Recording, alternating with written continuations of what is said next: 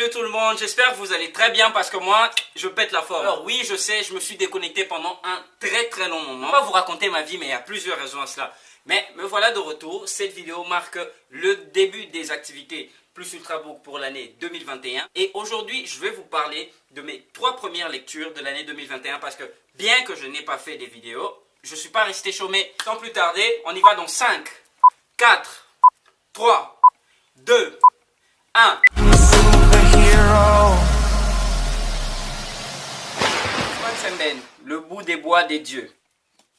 Alors ce roman est une œuvre d'Ousmane Sembène qui est un auteur sénégalais très connu. Alors Ousmane Sembène est un écrivain, acteur, scénariste et réalisateur majeur de l'Afrique contemporaine. Il est très connu pour ses partis pris pour le militantisme et aussi pour ses œuvres à succès. Ce roman parle des 160 jours de grève des cheminots du Dakar, Niger, de la période d'octobre 1947 à mars 1948. Les bouts des bois de Dieu est une expression africaine, notamment employée en Afrique de l'Ouest, qui veut simplement dire un homme vivant. Pour être plus clair dans mon explication, quand vous comptez les habitants d'une même maison, qui sont généralement de la même famille, s'ils sont à 10, vous direz 10 bouts de bois des dieux. S'ils sont à 15, vous direz 15 bouts de bois des dieux. Si vous les comptez en disant une personne, 2 personnes, 3 personnes, vous les maudissez, vous leur portez malheur au fait. C'est un peu ça que ça veut dire l'expression, les bouts des bois des dieux. Vous direz 15 bouts des bois des dieux, 10 bouts des bois des dieux, etc. Alors cette œuvre n'est pas un mythe ni un conte. L'auteur s'est inspiré d'une histoire vraie. Les 160 jours de grève des cheminots du Dakar, Niger, de 1947 à 1948. Cette œuvre dénonce des maltraitances, des abus et des violences qu'ont subi des ouvriers noirs pendant cette période. Précisément les cheminots. Les cheminots sont des ouvriers qui participent à la construction d'un chemin de fer. Alors qu'est-ce qui s'est passé? Un jour,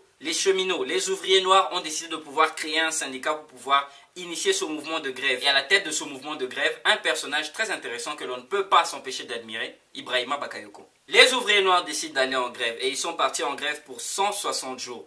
Et l'histoire nous raconte comment a été la vie de ces ouvriers noirs pendant ces 160 jours de grève. Imaginez un peu comment ça a pu être. Il n'y avait plus à manger, il n'y avait plus d'eau, il n'y avait plus d'argent. C'était la galère. Les colons leur ont coupé les vivres carrément. Plus de salaire, c'était chaud. Ça me rappelle une période même. Pas toi?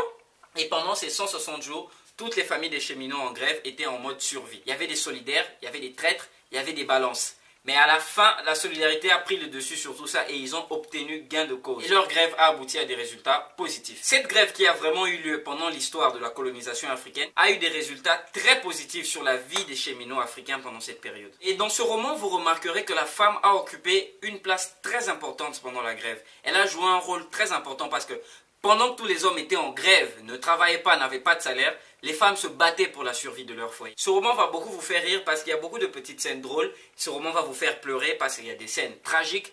Et aussi, vous aurez une idée de plus sur comment se passait la colonisation africaine à l'époque. Alors, ma deuxième lecture depuis le début de l'année 2021, The Fault in Our Stars, Nos étoiles contraires de John Green.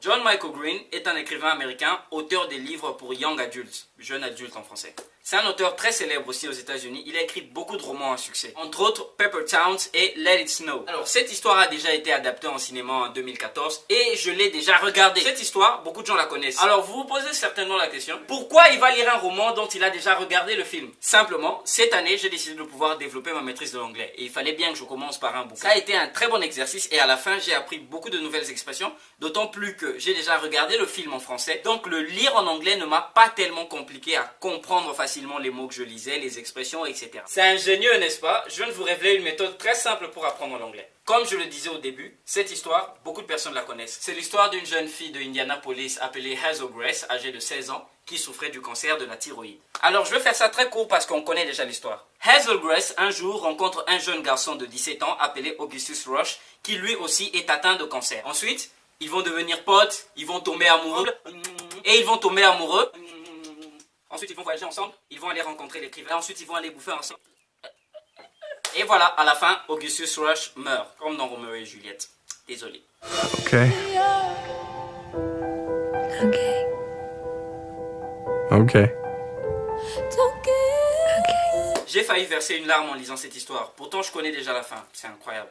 Et bien sûr, la dernière lecture, les fans de manga. Je vous ai pas oublié les gars.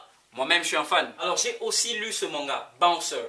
Ce manga est un chef-d'œuvre. On ne s'ennuie pas du tout. J'avais commencé l'année passée, mais je me suis arrêté au 20e chapitre. Et depuis la semaine passée, j'enchaîne des chapitres chaque soir comme c'est pas permis avant de me coucher. C'est toujours aussi sensationnel. Pour les fans de manga qui ont déjà lu ce manga, vous savez de quoi je parle. Mais pour les fans de manga qui n'ont pas encore lu ce manga, vous ratez quelque chose. Dans ce manga, il est question de baston de rue et délinquance. Manga paru au Japon en 2015 avec 10 volumes déjà en cours. Son auteur, Mizuta Makoto. Non, Mizuta Makoto, ouais c'est ça. Dans ce manga, on suit l'histoire de Shishido, un jeune homme très impulsif qui s'est fait virer de tous ses boulots parce qu'il finit toujours par tabasser quelqu'un. Un bon jour, il va tomber sur un groupe de gardes du corps qui vont lui mettre la raclée et vont lui prouver que lui c'est un petit voyou et eux ce sont des badass du pays. Finalement, Shishido va décider d'intégrer ce groupe de gardes du corps qui ont une entreprise. Pour arriver à intégrer ce groupe, il va devoir passer par des épreuves. Ouh, c'est chaud quand même. Je vous conseille de lire ça. Vous pouvez trouver ça gratuitement sur scantrad.fr. J'attends vraiment l'adaptation en animé de ce manga. Voilà, c'est fini pour mes 3 lectures de début d'année 2021. Pour le prochain épisode, on attend la sortie de beaucoup d'œuvres congolaises très intéressantes. On se voit pour le prochain épisode. Bye bye.